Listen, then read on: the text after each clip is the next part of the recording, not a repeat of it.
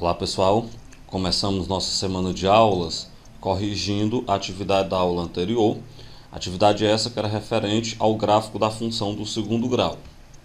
A primeira questão da PUC do Rio de Janeiro, sabendo que a curva ao lado é a parábola da equação y igual a x ao quadrado menos x menos 6, a área do triângulo ABC vale quanto? Observando o gráfico, a gente percebe que a altura do triângulo é a distância de A até B. Além disso, nós podemos perceber que o B ele é a origem do plano cartesiano e o A é o ponto onde a parábola corta o eixo Y. E nós vimos que a parábola vai cortar o eixo Y no valor de C. Então, como C, lá da função do segundo grau, é menos 6, nós temos então que o ponto A tem coordenadas 0 e menos 6. 0 porque o ponto A está sobre o eixo Y, todo ponto sobre o eixo Y, o x é 0, e menos 6, que é o valor de Y, seria então o valor de C. Bem, então A tem coordenadas 0 e menos 6, e o ponto B, que é a origem, tem coordenadas 0 e 0. De modo então que a distância de A até B ela é igual a 6. Com isso então, a altura desse triângulo é 6. Para determinar a base desse triângulo, que é a base BC, nós vamos ter que descobrir as raízes da função. Por que nós vamos ter que descobrir as raízes da função? Porque o ponto C é uma das raízes dessa função. Bem, para descobrir as raízes da função, o termo A dela é 1, que multiplica o x ao quadrado, o termo B é menos 1, que multiplica o x, e o termo C é menos 6. Daí então você pega a fórmula de delta, que é B ao quadrado menos 4AC, vai ficar então delta é igual ao B, que é menos 1 ao quadrado, menos 4 vezes o A, que é 1, vezes o C, que é menos 6. Resolvendo, menos 1 ao quadrado dá 1, menos e menos dá mais, 4 vezes 6 dá 24. De maneira então que o delta é 1 mais 24, que é 25. Bem, então agora você pega, pela fórmula de Bhaskara, x é igual a menos b, mais ou menos raiz de delta sobre 2a. Então o x vai ficar menos o b, que é menos 1, mais ou menos a raiz quadrada do delta, que é 25, sobre 2 vezes o a, que é 1. De maneira então que o x é igual a 1, já que menos e menos dá mais ou menos 5, que é a raiz quadrada de 25, sobre 2, que é 2 vezes 1. Separemos agora em x' e x duas linhas.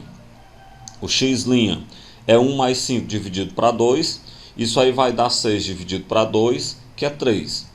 O x duas linhas, 1 menos 5 dividido para 2, isso dá menos 4 dividido para 2, que dá menos 2. O que a gente obteve? Nós obtivemos que as raízes da função, elas são 3 e menos 2. Bem, como C está à direita da origem, a direita da origem é positivo. Então só me resta, só me convém, na verdade, a raiz positiva. Dessa forma, então, a raiz que vai me convir é a raiz 3, de maneira que o ponto C tem coordenadas 3 e 0. Bem, sabendo as coordenadas do C, que é 3 e 0, dá para a gente saber então a distância de B até C, que é a base desse nosso triângulo. Nós temos então que a base é a distância da origem até o ponto de coordenadas 3 e 0, isso quer dizer então que a base vale 3. Sabendo a altura, como a gente já sabia, sabendo a base, a gente pode finalmente calcular a área do triângulo. A área do triângulo é base vezes a altura dividido para 2. Então vai ficar 3 vezes 6 dividido para 2. 3 vezes 6 dá 18. 18 dividido para 2 dá 9. Então, se a área é 9, a resposta correta então é a letra C. A questão 2. Durante um jogo de futebol, um jogador lança a bola que descreve uma trajetória parabólica determinada pela função h de x é igual a x menos x ao quadrado sobre 40, em que o h representa a altura atingida pela bola e x a distância horizontal percorrida pela bola a partir do ponto onde foi lançada até tocar o solo. Bem, a partir disso, a letra A pede qual é a altura atingida pela bola após ter percorrido uma distância horizontal de 5 metros. Observemos que a questão define como distância horizontal o valor de x. Então, se na letra A eu estou dizendo que o valor de x, que a distância horizontal é de 5 metros, isso quer dizer que o valor de x será 5 metros. Então você pega x igual a 5, substitui na função, vai ficar h de 5 é igual a 5 menos 5 ao quadrado sobre 40. Como 5 ao quadrado dá 25, então h de 5 vai ficar 5 menos 25 sobre 40. 25 dividido para 40 dá 0,625, então h de 5 vai ficar 5 menos 0,625. Quando a gente subtrair, nós temos então h de 5 igual a 4,375 metros. Ou seja, quando a bola tiver percorrido 5 metros na horizontal, ela vai estar a uma altura de 4,375 metros. Ainda na letra A, eu quero agora para 10 metros. Então tome x igual a 10 e substitua na função. Vai ficar h de 10 é igual a 10 menos 10 ao quadrado sobre 40. Lembrando que 10 ao quadrado é 100, então h de 10 é igual a 10 menos 100 sobre 40. 100 dividido por 40 dá 2,5, então h de 10 é 10 menos 2,5, ou seja, 7,5. Então, quando a bola percorre uma distância horizontal de 10 metros, ela está a uma altura de 7,5 metros. Ainda na letra A, eu quero agora para uma distância de 20 metros na horizontal. Então, nós vamos tomar x igual a 20 e vamos substituir na mesma função. Vai ficar h de 20 é igual a 20 menos 20 ao quadrado sobre 40. Lembrando aí que 20 ao quadrado dá 400, então h de 20 é igual a 20 menos 400 sobre 40. 400 dividido para 40 dá 10, então h de 20 é 20 menos 10, ou seja, h de 20 é igual a 10. Eu quero agora para uma distância horizontal de 35 metros. Então vamos tomar x igual a 35 e vamos substituir na mesma função. Vai ficar h de 35 é igual a 35 menos 35 ao quadrado sobre 40. 35 ao quadrado dá 1225, então h de 35 vai ficar 35 menos 1225 dividido por 40. 1225 dividido por 40 dá 30,625. Então h de 35 vai ser igual a 35 menos 30,625. Quando nós subtrairmos, a gente então obtém que h de 35 vai dar 4,375 metros. Então, quando a bola percorre uma distância horizontal de 35 metros, ela vai estar a uma altura de 4,375 metros. A letra B. Qual a distância horizontal percorrida pela bola quando esta se encontra a uma altura de 7,5 metros? Vamos lá então.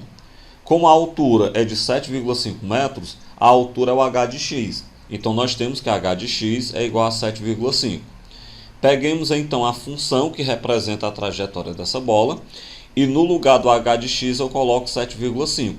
Então fica 7,5 é igual a x menos x ao quadrado sobre 40.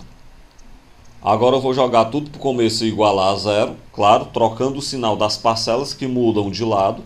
Então fica x ao quadrado sobre 40 positivo, menos x vai ficar negativo, mais 7,5 igual a zero. Bem, multiplica tudo por 40 para poder cancelar a fração. Então 40 multiplicado por x ao quadrado sobre 40 fica só x ao quadrado, menos 40 vezes x dá 40x, mais 40 vezes 7,5 dá 300 e igual a zero. Chegamos a essa equação do segundo grau, onde o termo A é 1, o termo B é menos 40 e o termo C é 300. Vou então resolver essa equação do segundo grau. A fórmula de delta, b ao quadrado menos 4ac, então vai ficar menos 40 ao quadrado, menos 4 vezes o A, que é 1, vezes o C, que é 300.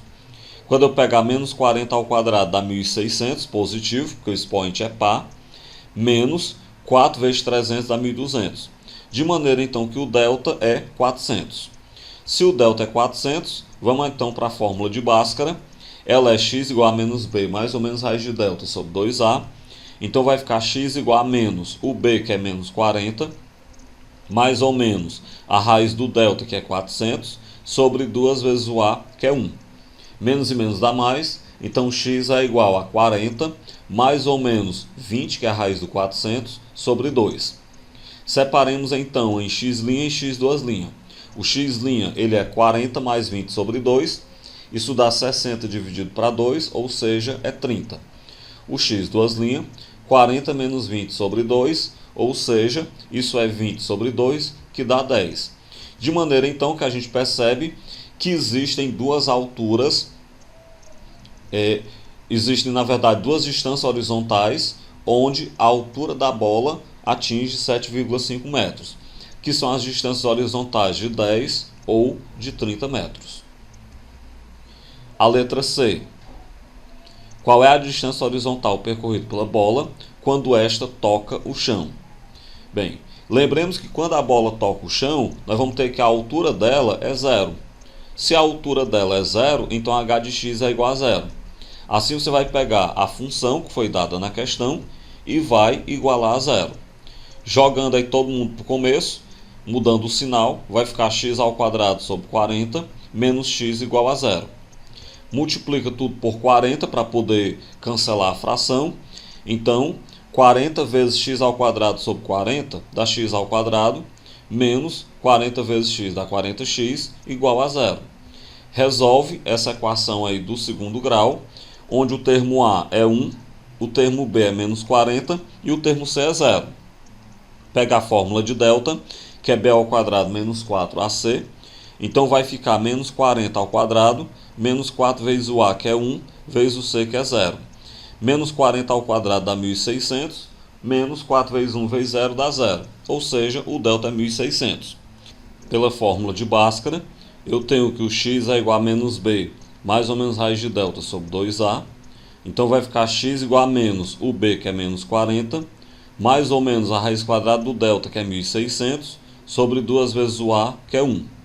Então o x é igual a 40, já que menos e menos dá mais ou menos 40, que é a raiz do 1.600, sobre 2. Separando aí o x' e o x duas linhas, x' é 40 mais 40 sobre 2, isso vai dar 80 dividido para 2, ou seja, o x' é 40. Já o x duas linhas é 40 menos 40 sobre 2, isso dá 0 dividido para 2, que é 0. Bem, portanto, a bola vai tocar o solo no lançamento, que é quando o x é igual a 0, e após percorrer 40 metros. A terceira questão. Analise o gráfico da função quadrática f de x igual a ax ao quadrado mais bx mais c e responda às questões abaixo. Na letra A, quantos zeros reais possui a função representada pelo gráfico? Bem, quando nós observamos o gráfico dessa função, você percebe que é uma parábola, já que é o gráfico de uma função do segundo grau, né? Essa parábola tem concavidade para baixo e que ela toca o eixo x em dois pontos. Se ela toca o eixo x em dois pontos, isso quer dizer que essa função ela vai ter dois zeros reais. Portanto, é a quantidade de zeros reais, são dois zeros reais e distintos, porque a parábola corta o eixo x em dois pontos distintos. A letra B. Eu quero a soma e o produto dos zeros da função. Eles são positivos, negativos ou nulos? Justifique. Bem, pelo gráfico a gente pode perceber que os zeros da função, eles são um positivo e outro negativo. Por quê? Porque tem um zero à esquerda da origem, que é o negativo, e tem um zero à direita da origem, que é o positivo. Se os zeros são um positivo e outro negativo, então a gente percebe que o produto deles, positivo multiplicado com negativo, esse produto então é negativo. Bem, para o caso da soma, observemos que a raiz positiva ela tem valor absoluto maior do que o da raiz negativa. Por que a raiz positiva tem valor absoluto maior? Porque ela está mais distante da origem do que a raiz negativa. Se a raiz positiva tem valor absoluto maior, quando a gente somar a raiz positiva com a raiz negativa, o sinal que vai prevalecer é o sinal do maior valor absoluto, que é o sinal positivo. Dessa forma, então, a soma dessas duas raízes é positiva. Bem, com isso a gente finaliza a correção da nossa atividade. Eu volto daqui a pouco com a explicação da continuação do nosso conteúdo.